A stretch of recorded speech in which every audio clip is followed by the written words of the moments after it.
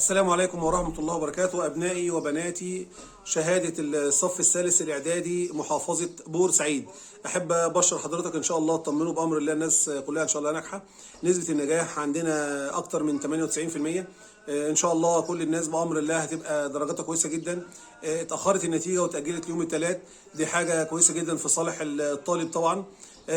بفكر حضرتك لو انت عايز النتيجه بتاعتك ان شاء الله تعمل لنا لايك للفيديو دوت، وتشترك معانا في القناه، وتكتب تحت في التعليقات اسمك رقم جلوسك، وان شاء الله هنرد عليك بامر الله اول ظهور النتيجه بالنتيجه. يا اما هننزل تحت الفيديو دوت اللينك المباشر على طول للنتيجه بتاعتنا. ان شاء الله اطمنوا، اهم حاجه تكون حضرت الامتحان، اديت امتحان كويس، عملت اللي عليك بامر الله.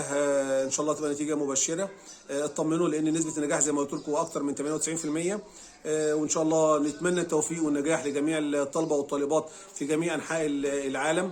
يا رب نكون دايما كده عند حسن ظنكم، ويا رب ان شاء الله ربنا يوفق الجميع وكل الناس تنجح وكل الناس تحقق الاماني بتاعتها واللي بتحلم بيه.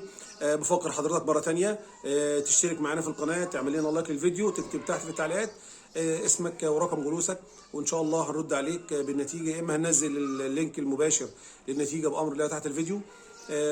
شكرا ليكم وشكرا للمتابعه بتاعتكم، شكرا والسلام عليكم ورحمه الله وبركاته. دمتم في امان الله ورعايته.